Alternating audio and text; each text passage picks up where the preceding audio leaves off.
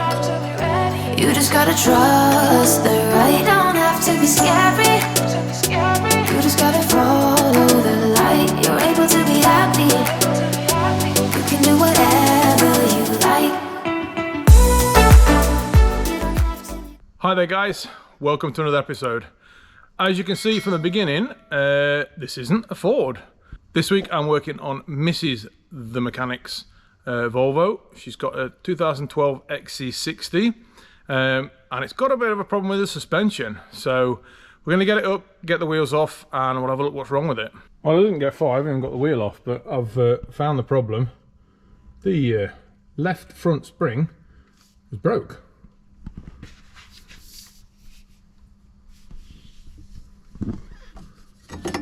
There it is, a piece of it lying there. It's probably been loose a while. She's been moaning that, she's been saying that it's been making a bit of a noise for a week or so. As you can see, it's probably cracked along the top of that spring, and eventually it's just sheared off. So yeah, we're gonna have to replace these two front springs now.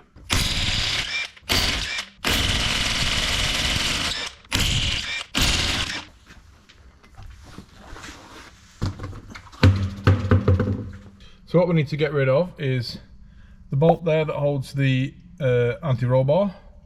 We need to take away the brake hose there. Let's take away the ABS cable that's there. Track rod end. We need to get rid of the ball joint underneath there, and the brake caliper and holder. And I'll take away the whole leg as one unit rather than trying to split the suspension leg from the hub. I think I'll just make more mess of it. So I'll take out the whole thing as one unit, and then I'll be able to compress the spring, take it off, fit the new spring, and put it all back together again.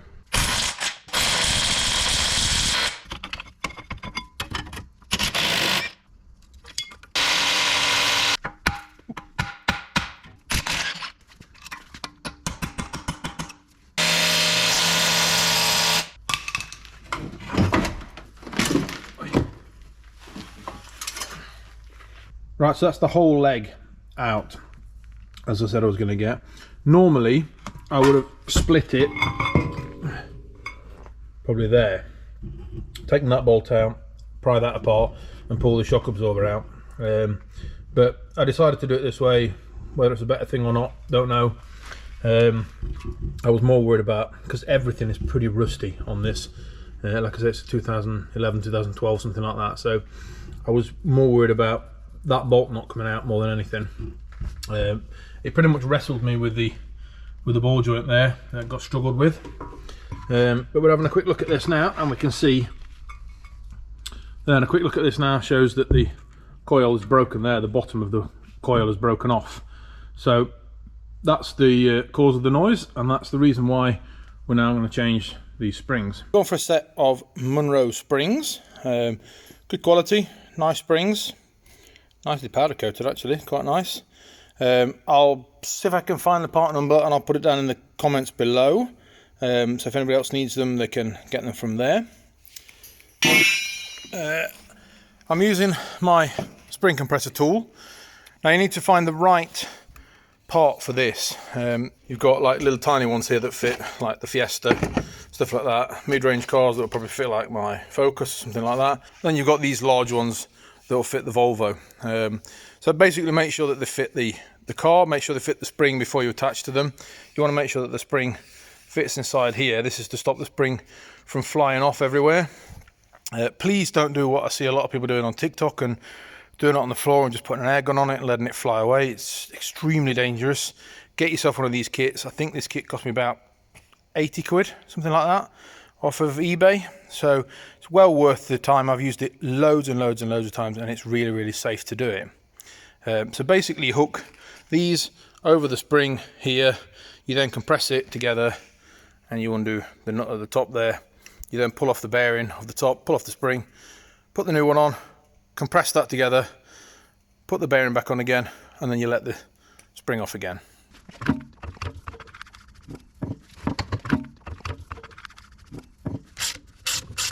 I've now put a bit of tension on the spring.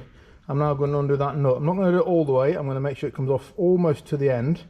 just to make sure it doesn't fly away, and then I'll compress the springs almost to the bottom, really, almost completely together, and then I'll undo that spring at the top. If I wait to do it, there'll be no pressure on the threads, and it'll just spin round when I do it with the air gun or with the battery gun, and I'll have to get an Allen key in there and do it with a spanner, and it just takes a lot longer. So I just loosen that nut off now, and then I can compress the spring together.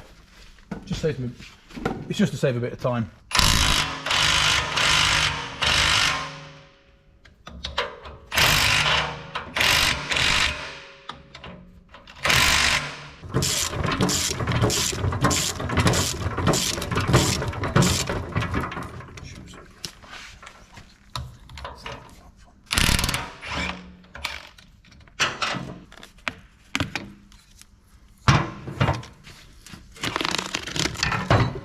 Right, one thing you do want to look for, and I'm hoping I can get that on camera, is that there's a little arrow just there. So that tells me that that is the top of the spring and the other side is the bottom.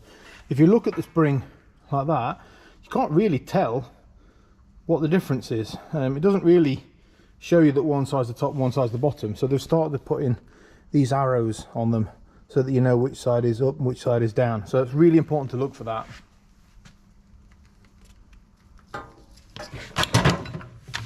There we go. You want to make sure you get that bottom part of the spring there compressed into back into its little holder there, otherwise it's going to be all kind of weird. But other than that, that's pretty much done now. Put it back on the car. Alright, so that is that side all put back together again. Spring all back in there, everything nicely tightened up, and it's ready to go now. So we've just got the other side to do. Hopefully it's not going to be much of a pain as this side was. Everything was rusty and horrible on this side. So the other side I'm going to start off by a massive bath of WD-40 on there. Just connect that in and we're done. Right, let's crack on with the other side. This side's worse. I didn't even think that was possible. That has split in I don't know how many places. It's definitely broken, look, and it's probably broken in about half. Wow, never seen that before. Well, we definitely needed to change the pair, and this side was actually worse than the other side. I don't even know how that's done that, but time to change it anyway. I'm quite impressed with my wife. She's proper knackered that up. She's managed to break a Swedish tank. Well done. Right, let's get that off somehow. It's not really doing a great deal, to be quite honest. It's kind of loose. It's not doing almost anything. But I need to kind of squash it somehow so it doesn't go flying off everywhere. Yeah, well done. Well, there's definitely a difference in that then, isn't there? Right, wheels are back on. It's all put back together again. Bit of a pain in the arse. Everything kind of fought me, but it was a bit rusty. But it's all done now. So I've moved on to the 4-poster, and we're going to do a 4-wheel alignment on it now to make sure everything's all right, and adjust it where necessary. Right, so we've got these fitted to the wheels. They're basically making sure that the sensors come out from the wheels. Then we've got the sensors themselves. Now they've got a little infrared or laser or whatever it is in there, and they've also got the same laser in there pointing to the side. So basically what it does is there's one on each wheel, and we're building like a box around the car, an optical box, so everything's looking at each other, and then we'll see where all the wheels are pointing. So we're just going to calibrate everything, adjust everything, make sure the steering wheel's straight, and then we'll see what it looks like. Okay, so we're on the rear of the car here. The camber, which is the way the wheels the way the wheels turn, that way or that way. It's fine on one side. It's a little bit out on the other side, so I'm going to try and adjust that. But it's ever so slight. It's not a lot at all. It's within its parameters, to be honest. So it's only a slight amount out. The other side, the toe, which is where the wheels point inwards or outwards, on this side it's quite a bit minus, and on this side it's quite a bit plus, which means that the wheels are pointing kind of in that direction. The total toe isn't that bad, actually. It's okay. So it's only a little bit out, but it's not a lot. But we're going to go to the back of the car, see what we're going to adjust, and try and get that to be as level and as correct as possible.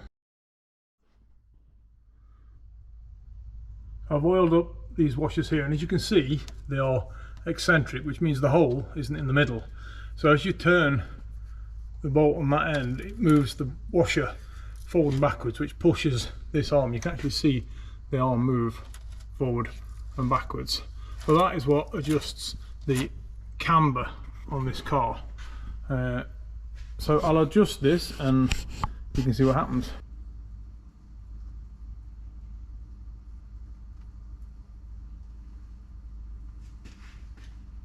Right, these are degrees and these are the minutes, so these are parts of a degree. And as you can see, it's slightly outside,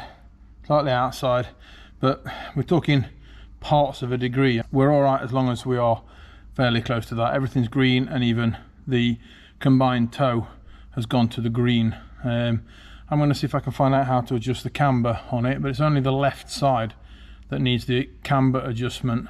Right, turns out I can't adjust the rears, so the fact that that's off probably means that there's a bush that's worn out somewhere, and it can't be adjusted, so we'll have to get that in for a checkup somewhere.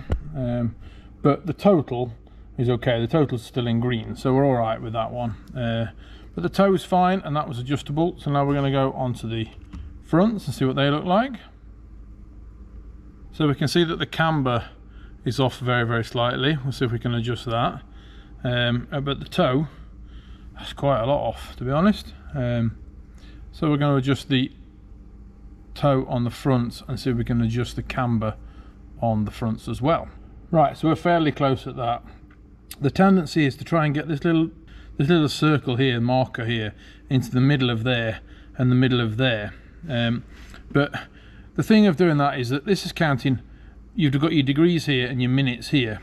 Now, degrees are divided up in hundredths of minutes. So these are minutes of a degree, and the minutes are 100 of 1 degree. So you divide 1 degree by 100, and that will give you minutes. So to try and get that, which is 2 hundredths of 1 degree, to be there, it's tiny, tiny, tiny amounts, and it's the same there. So I've got them fairly close, 2 and 3 on there.